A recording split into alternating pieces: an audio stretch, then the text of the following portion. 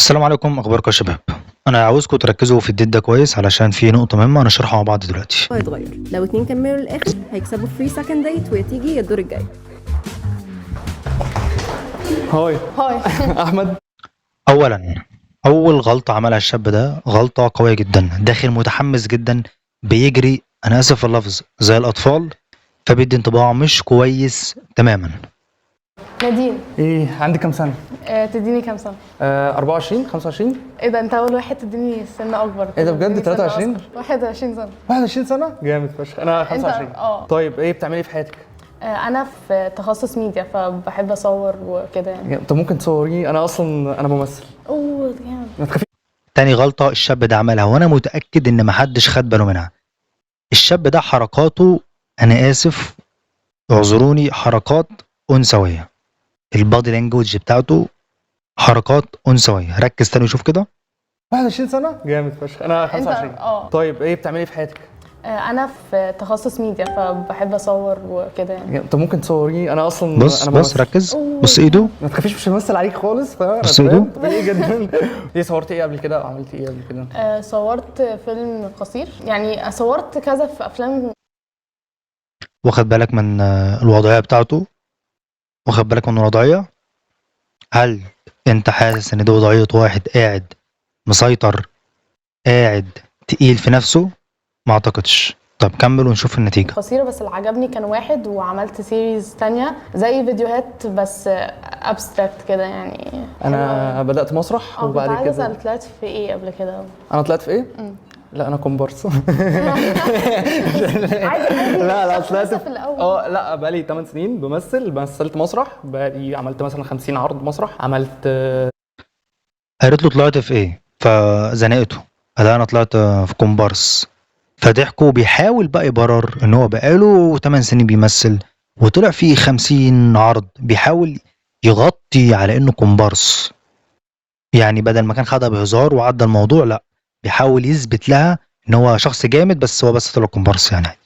7 اعلانات وكان مشهد كده في مسلسل. وحاليا بقى بشوف يعني ببتدي حياتي وبتاع حاجات من دي. انا اسمي احمد زي ما قلت لك، بس بجد احمد طيب مش شرير يعني.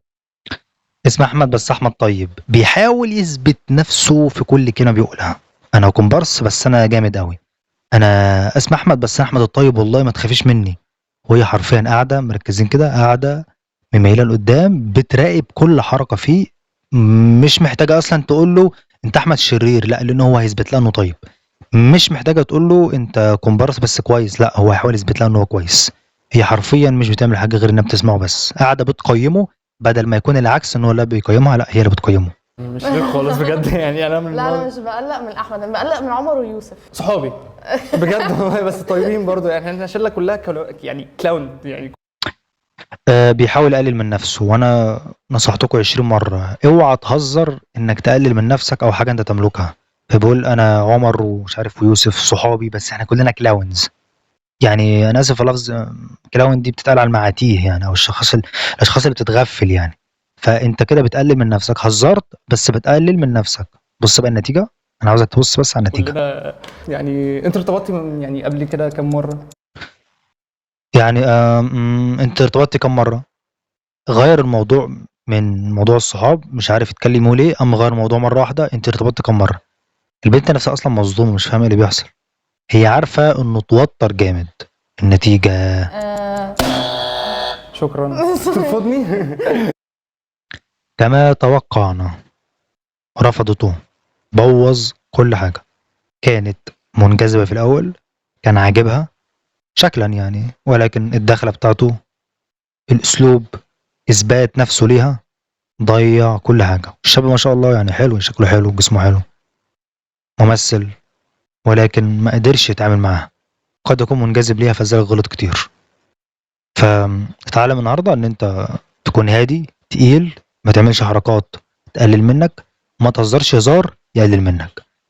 اتمنى تكونوا استفدتوا، واللي ما اشتركش في الكورس اللي هيغير نظرتك تماما عن العلاقات يتواصل معايا بسرعة واشترك في الكورس الدفعة الأولى. مع السلامة.